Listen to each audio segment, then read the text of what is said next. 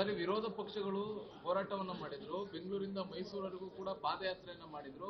ನಿಮ್ ವಿರುದ್ಧ ಸಾಕಷ್ಟು ಆರೋಪಗಳಿದ್ದು, ನೀವೆಲ್ಲ ದಾಖಲೆಗಳನ್ನೆಲ್ಲ ಹೊತ್ಕೊಂಡೋಗಿದ್ರಿ, ಹೆಲಿಕಾಪ್ಟರ್ ಹೊತ್ಕೊಂಡೋಗಿದ್ರಿ ಅನ್ನೋಂತೆಲ್ಲ ಆರೋಪ ಮಾಡಿ ನಿಮ್ಮ ರಾಜೀನಾಮೆಗೂ ಕೂಡ ಒತ್ತಡವನ್ನ ಹೇರಿದ್ರು. ಇಂಥ ಸಂದರ್ಭದಲ್ಲಿ ನೀವೇನ್ ಹೇಳಕ್ ಬಯಸ್ತೀರಿ ಸರ್?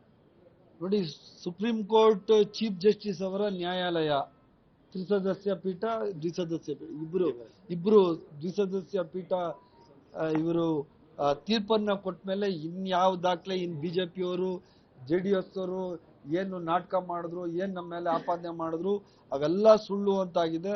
ಅವ್ರಿಗೆ ತಕ್ಕ ಪಾಠವನ್ನ ಇವತ್ತು ಮಾನ್ಯ ನ್ಯಾಯಾಲಯ ಕೊಟ್ಟಿದೆ. ಇವಾಗ್ಲಾದ್ರೂ ಬಿಜೆಪಿಯವರು ಮತ್ತು ಈ JDS ಅವರು ಈ ಕ್ಷುಲ್ಲಕ ರಾಜಕಾರಣ, ಈ ತರ ಕ್ಲಾಸ್ ರಾಜಕಾರಣ ಮಾಡೋದು ಬಿಟ್ಟು ಜನಗಳ ಹತ್ರ ಹೋಗ್ಬೇಕು. ನ್ಯಾಯಾಲಯ ಯಾವತ್ತೂ ನಾವು ದೇವ್ರ ಸಮ ನಮ್ಗೆ ಇರುವಂತದ್ದು. ಅಂತಹ ಘನ ನ್ಯಾಯಾಲಯ ಇವತ್ತು ಹೇಳಿದೆ.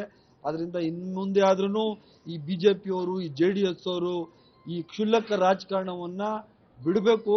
ಆ ದೇವರು ಅವರಿಗೆ ಸದ್ಬುದ್ಧಿಯನ್ನ ಕೊಡ್ಲಿ ಅಂತ ನಾನು ಕೇಳ್ಕೊತಾ ಇದ್ದೀನಿ. ಅಶೋಕ್ ಅವರು ಹೇಳ್ತಾರೆ, ಕೋರ್ಟ್ ಆದೇಶನ ಪಾಲನೆ ಮಾಡಬೇಕು, ನಮ್ಮ ಹೋರಾಟದ ಫಲವಾಗಿ ಸೈಟ್ನ ವಾಪಸ್ ಕೊಡ್ತೀವಿ, ಮತ್ತೆ ಸೈಟ್ನ ವಾಪಸ್ ತಗೋತಾರ ಅಂತ ಕೇಳೋರು. ಅವ್ರಿಗೆ, ಅಶೋಕ್ ಅವರಿಗೆ ನ್ಯಾಯಾಂಗದ ಬಗ್ಗೆ ಏನಾದ್ರೂ ಅವ್ರಿಗೆ ನಂಬಿಕೆ ಇದ್ರೆ, ಬಿಜೆಪಿಯವರು ಸಂವಿಧಾನಕ್ಕೆ ಬೆಲೆ ಕೊಡೋದಿದ್ರೆ, ನ್ಯಾಯಾಲಯ ಇವತ್ತು ಉಪಯೋಗಿಸಿದೆಯಲ್ಲ ಪೊಲಿಟಿಕಲ್ ಅನ್ನೋದು ವರ್ಡು, ಆ ಶಬ್ದನೇ ಅವ್ರಿಗೆ ಮುಖಕ್ಕೆ ಮಂಗಳಾರತಿ ಮಾಡ್ದಂಗೆ.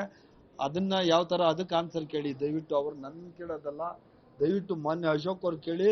ನಿಮ್ಗೆ ಮಾನ್ಯ ಉಚ್ಚ ನ್ಯಾಯಾಲಯ ಚೀಫ್ ಜಸ್ಟಿಸ್ ಸಾಹೇಬ್ರು ಮಕ್ಕಕ್ಕೆ ಮಂಗಳಾರತಿ ಎತ್ತಿದ್ದಾರೆ. ರಾಜಕೀಯ ಮಾಡೋದನ್ನ ಬಿಡಿ, ಹೈಕೋರ್ಟ್ನ EDನ ಇದಕ್ಕೆಲ್ಲ ಉಪಯೋಗಿಸ್ಕೋಬೇಡಿ ಅಂತ ಹೇಳಿ ಮಂಗಳಾರತಿ ಮಾಡಿದ್ದಾರೆ.